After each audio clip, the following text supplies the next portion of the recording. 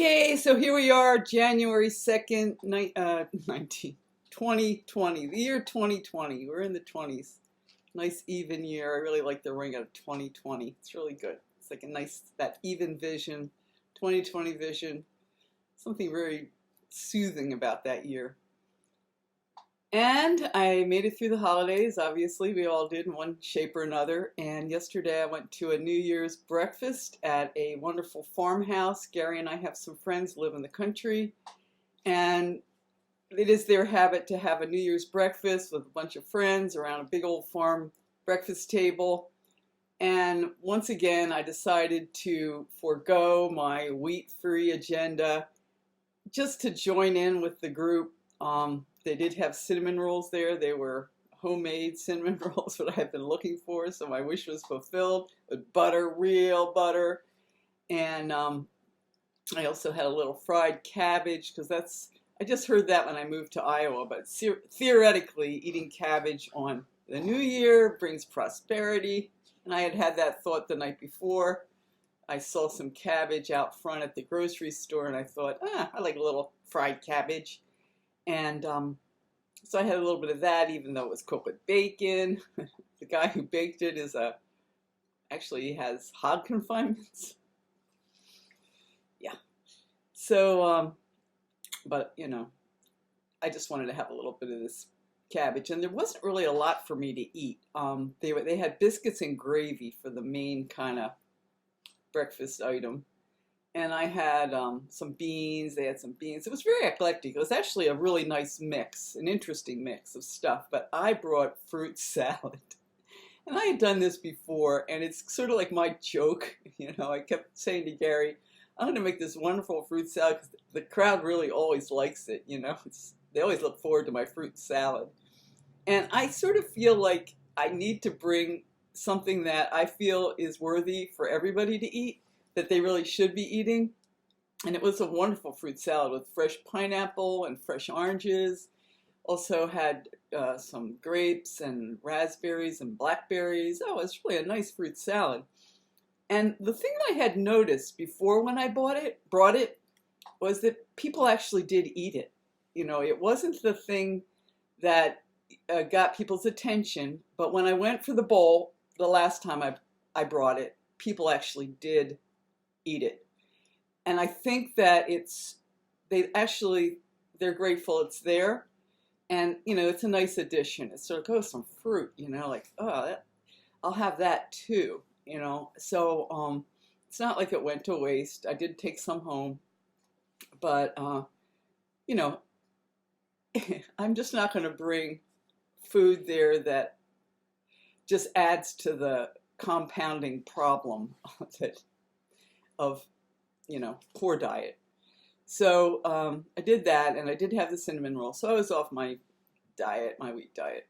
But I weighed in this morning at 132.8, which my top weight on this Christmas adventure was 135. So I'm headed back in the right direction with my lighter eating.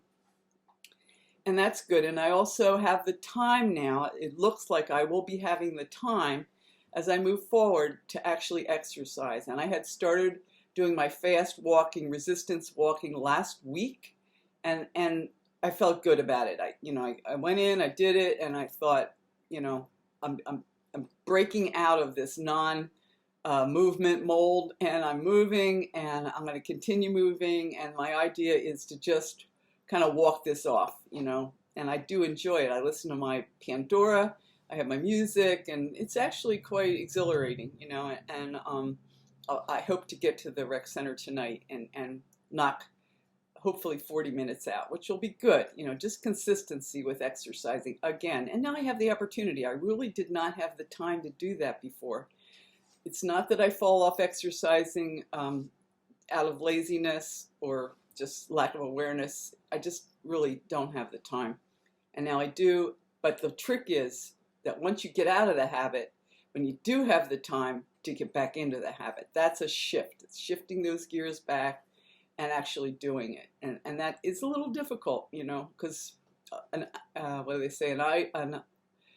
an object in motion will stay in motion, an object in rest stays in rest. It's like entropy and breaking through that entropy. So, but the other thing I wanted to talk about was the idea of grain as filler food. And I did notice in my budget last month that my food budget was almost double. And that had to do, I think, with buying a lot of organic heavy cream, which is pricey. I kept going on that shelf for the organic sharp cheese, which is like $7. And food, the good eggs that are expensive. I always buy the happy eggs, hopefully pretty happier eggs. Maybe $6 for that. Maybe if they're cheaper, $4. And apparently a lot of other items, I haven't really gone through it. I should go through it and really look and see what really happened there. But I definitely spent almost double on my food budget. And this may be because I was buying real foods as opposed to filler. Now I'll have to analyze it because it just seems I just can't hardly imagine it, but that's what the numbers said. So that more investigation. I'll have to do more investigation on that. But what I was eating was real food. Nuts, fruits, vegetables, tofu, eggs, cheese, milk products, cream, but mostly fruits and vegetables, and cutting out all the filler. And that, I think, is just kind of the grain-free diet in a nutshell. It's just no filler, all food. All food, no filler. And why not? You know, why not? And also, you know, I want to reiterate that cycle of that hunger cycle. I eat now when I'm hungry. I don't have the blood sugar spikes that you get from the carbs. I mean, I had mixed it up during the holidays, so I did have some of that, but they were just occasional. It was not habitual, and apparently not enough to trigger me, because it's gone. Like, it's hard to kind of convey how I now have a quiet physiology. It's all silent on the Western Front. It's very quiet. I'm not getting all these messages to eat this and that.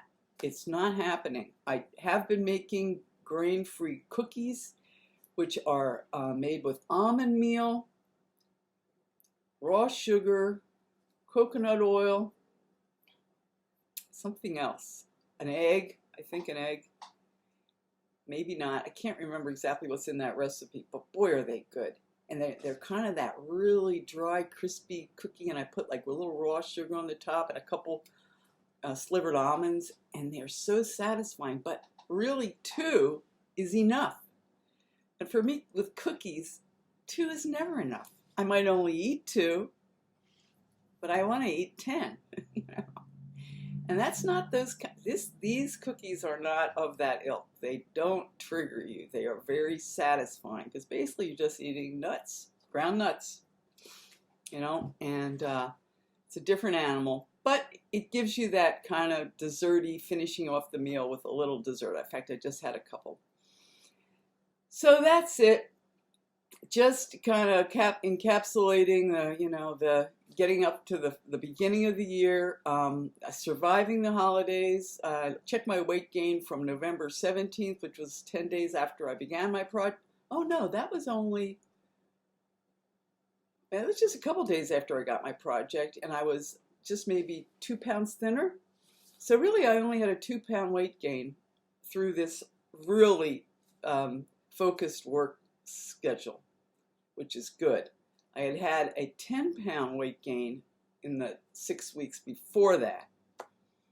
And I want to, now that when I'm really free, I hope to focus on that and fight back through that territory, regain that lost territory.